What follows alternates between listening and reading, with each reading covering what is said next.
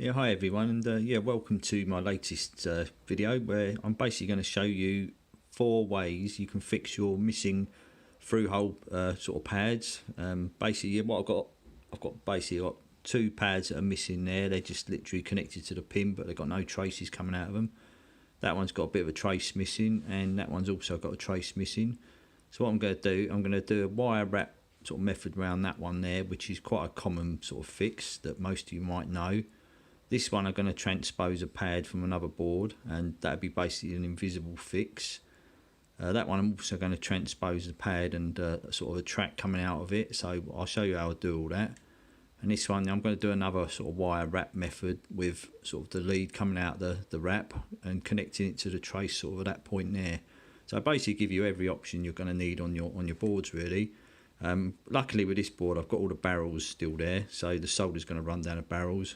That's the main thing when you get a pad missing. If you've got the barrels still there, you know, it's going to be sort of pretty easy to fix it. So what I do, get straight on with method number 1. So I'm going to put basically a wire sort of wrap method around that pin there. So let's get straight on with method number 1. Right, so let's get straight on with fixing the first missing pad. What I'm going to do with this one, I'm going to put a wire wrap round it, which is basically, I've got an old resistor lead that I didn't need, and I've literally cut that off and I wrapped it around this sort of spare pin I had laying around. But you could just wrap it around the end of your tweezers or whatever you can find of sort of the size you need. And I've ended up with a nice circle, so I've got a nice butted sort of joint, and it's formed a good size, and that is the size that I need because I've sort of already pre-measured it.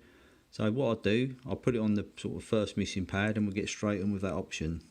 Right, so as you can see, I've now placed the pad that I made out of the resistor lead onto the first missing pad in the corner. So what I'm going to do now, just going to grab the outside of my tweezers, just keep it into place. Just add a little bit of flux before you sort of do the first bit of soldering. This is just aid it, which you will need. And then basically the first sort of preloading my iron with the first bit of solder. This probably, some of that's probably going to run down the barrel, which is a good thing, so it's going to give you a more sturdy joint. So what you then do, just sort of add a little bit more to your iron and just go again on the top, and you're going to end up with a nice joint that sort of matches all the rest of the other joints. So as you can see, you've got a nice, really nice fillet around the top. The important thing is not touching the resist around the outside, so that's a good option. So some of it went down the barrel, so that's like I said, that's a good thing. So yeah, that's option number 1.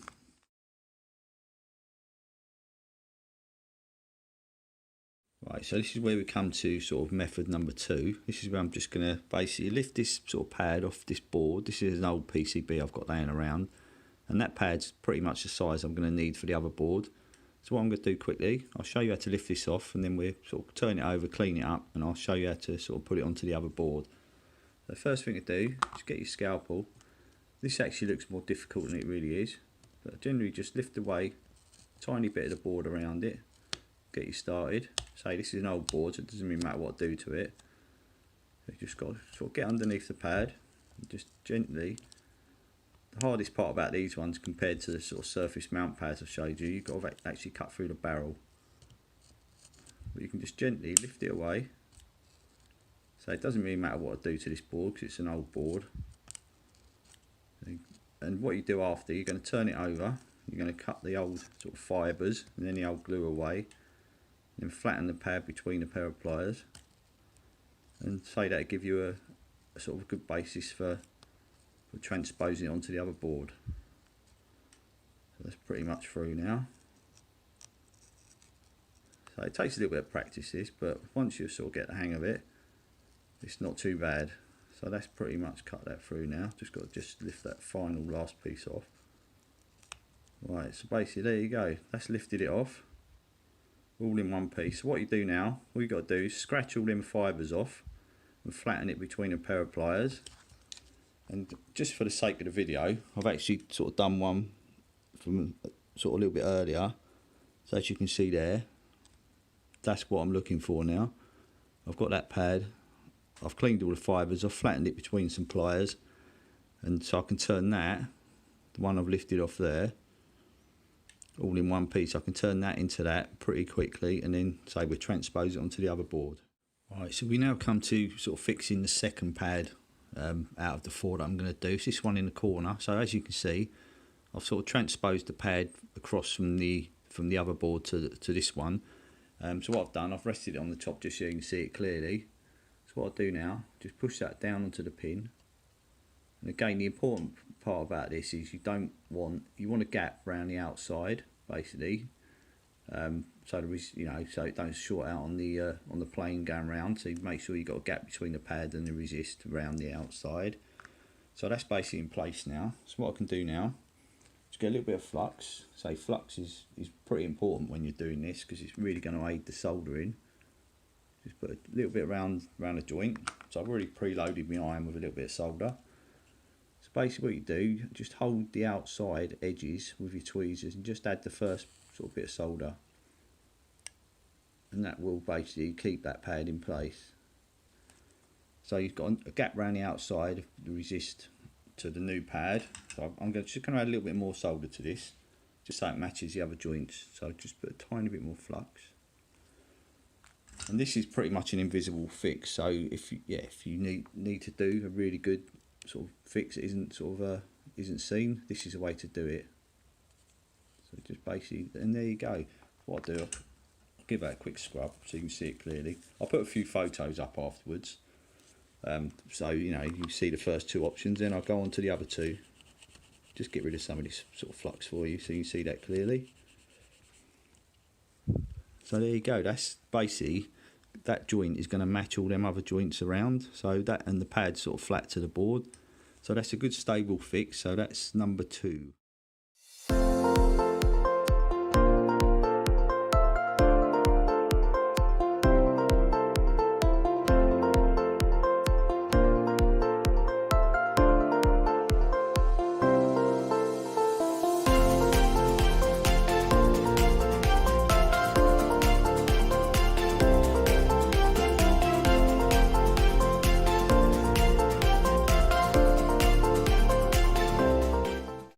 Right, so now we move on.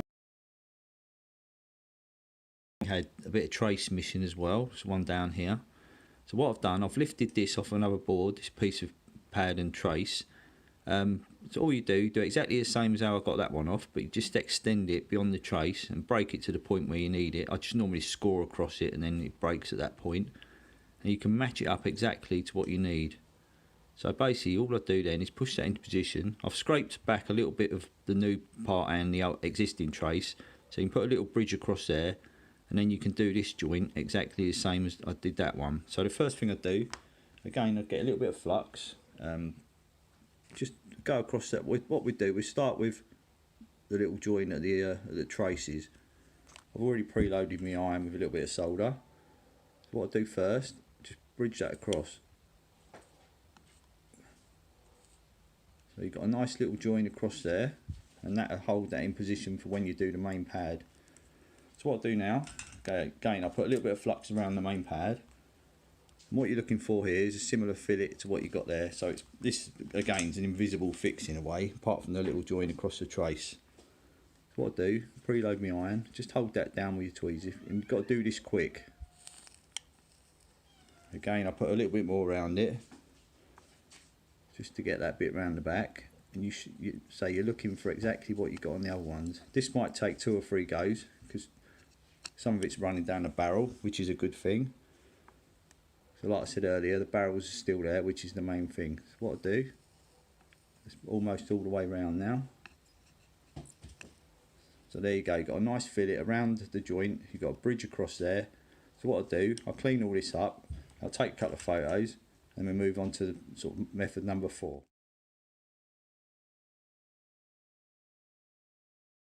Sort of pad number 4 that's had some damage. So basically what I've got here, this is one where I had the pad missing and the sort of trace missing, but this is quite a thin trace, so I've had to use a slightly thinner wire. So what I'm going to do is push it into position. I've already, just for the video's sake again, I've tinned the trace and basically already shaped the wire. I've got a sort of join there so it butts up nicely to it. So I'm going to do, yet again, add me flux. Like I say, you must use flux for this.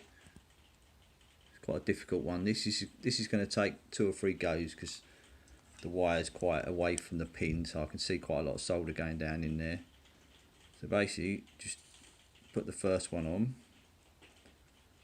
I'm just going to add a tiny bit more to that just to match the other joints, and then what I do then, I'll just join the other end, and we should have a nice, so that should do it for there. Just what I'll do now, just tweak that across just to line up with the trace.